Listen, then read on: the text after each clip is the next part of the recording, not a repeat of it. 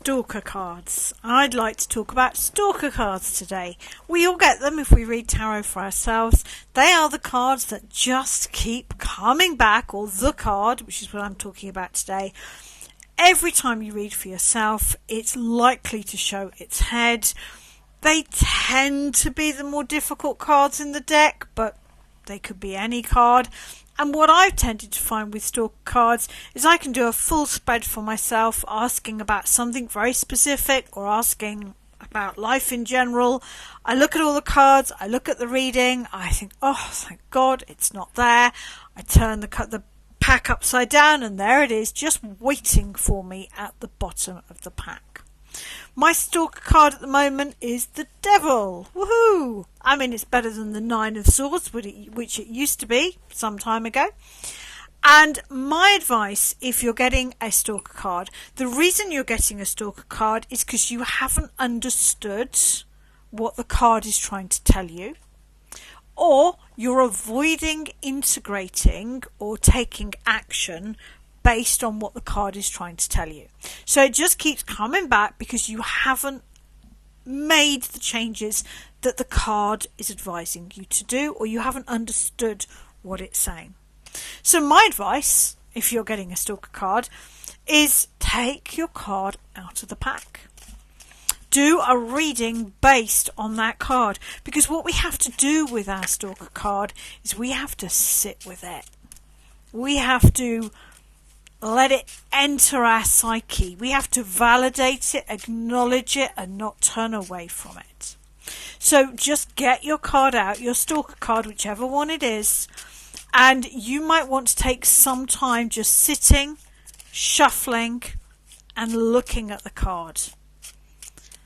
Really say to that card, I see you. I hear you. I'm listening. I validate that you have something important to say to me. And then I've got a 9-card spread, because I like 9-card spreads, that I'm going to share with you, that I use if I'm really being dogged by an annoying Stalker card and I just can't shake it off. So I'm reading for myself. I'm reading for the Devil cards.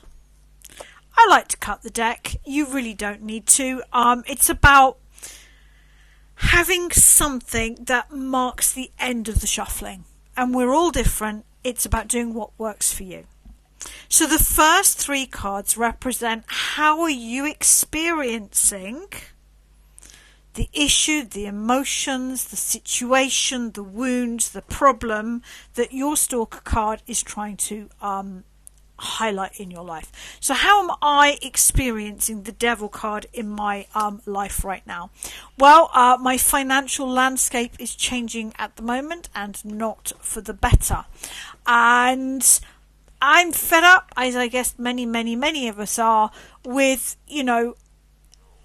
making do. I would like a little bit more income. I've been a solo mum to 4 kids for a long time now. I would like a bit more money for myself to do things that I enjoy doing.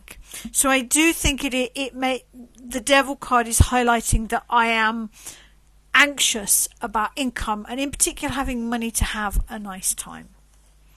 And that's because the King of Cups, and now both of these are kings, and kings are about having responsibilities.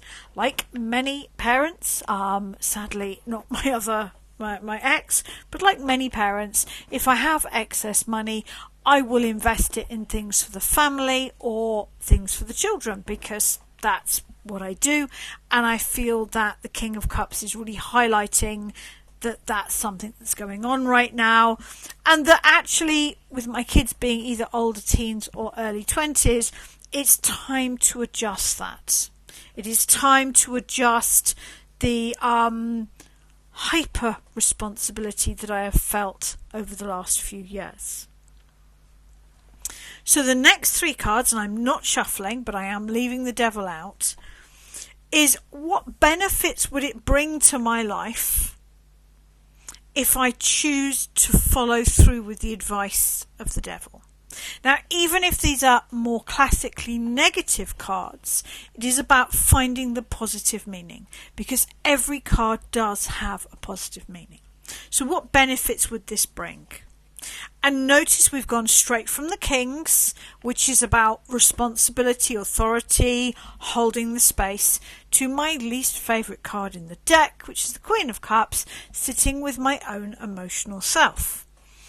As a busy business owner and a solo mum, no matter how I am feeling emotionally, I usually have to crack on and do whatever needs doing. And I think that if I could listen to what the devil's saying, I would have more time to connect with me, my emotions, my dreams. That would be great. The Eight of Pentacles is an interesting one. The Eight of Pentacles it can be, of course, the student, but it can also be about systemizing things. One of the problems with my life up to this point has been that I've been so busy that I'm aware that I haven't run my business in the most productive or streamlined way. And I am, because I've been firefighting. And I am trying to move away from that. I am trying to find the time to systemize more of my work, to buy myself more time, basically. So that would be great. Time to sit with my emotions, time to systemize the business, and maybe time to learn something new. That would be super. I don't know what it would be, but I think that would be really healthy for me to learn something new. Interesting. A benefit of the moon. I think it would be about doing new things. The moon can be about fear. And in fact, Arthur Waite describes this crayfish here as primal fears. And the moon can be about doing something and you're not sure what the outcome will be because the moon reflects light, so there's confusion there. My life is very structured. It tends to be work or children and a few friends that I do find the time to see, and that's it. So I think I would like a bit more adventure. I think I would like to go away for a weekend by myself and be in the moment and spontaneous and not sure where I'm going. That's very much what I like to do in my 20s. And I think this is both systemizing the business and learning something new. Remember that cards can mean two or even more things in the same reading. And now perhaps the most important part of the spread. Hopefully these two have made sense. Hopefully this is validating how you are experiencing your Stalker card. And this resonates from how you could improve your life if you chose to accept the advice. Well, so now we get the advice. What practical advice does your Stalker card advise you to take on? The Hierophant. Well, that is spot on, because I am being more structured in how I teach both tarot, and I am starting teaching, I'm quite excited actually, core shamanism this year. I've been teaching shamanism for over 10 years. I've just never made a big deal of it. It's just always been very quiet and very on the side. And I'm really, really looking forward to teaching a wider audience for core shamanic skills. And I am really enjoying building content for my online courses for tarot. And in fact, tonight, I am holding my Zoom community call for everybody who's doing my different online courses, when I will be talking about Stalker cards. So I totally agree. This is about having the self-confidence to stand in my power as a teacher. And it's about systemizing my business so that I have the time to create good content and let people know about it. The Knight of Swords, I mean, arguably, I don't want to head into burnout. I've danced around that too many times. But the Knight of Swords can be about being quite direct with your communication. And I don't think I'm very good at selling what I do. I love doing these videos because I'm just talking about tarot and I adore talking about tarot. But I don't think I'm very good at then expressing myself as an authority and selling my products, and I think I need to get better at that, basically. So practical advice.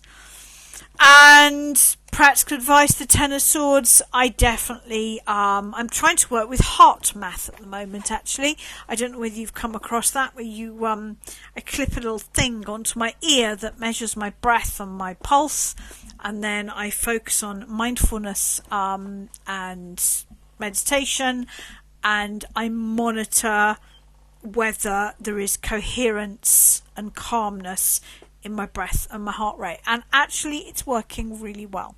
But it is true, I do need to de-stress. So that to me really resonates. I'm pleased. It's always a bit nerve-wracking doing an open reading like this, but we've got you have your Stalker card out and you look at it whilst you shuffle, look at it right in the eyes. How am I experiencing this in my life? What benefits would it bring to my life if I really sit with this Stalker card and take it on board? And what is the practical advice that I could do to, learn the wisdom from the Stalker card? Of course, I'm going to look at the card at the bottom of the pack, the Knight of Cups. Hey, maybe it's a romantic partner. That would be lovely. I think it's more to do with writing and creating content, because when I have the time to do it, I love it. It's just if I'm not organised enough, then I don't have the time to do it, and then that actually makes me quite stressed. So that is my advice for unlocking a Stalker card. Give it a go and see what your Stalker card wants to say to you.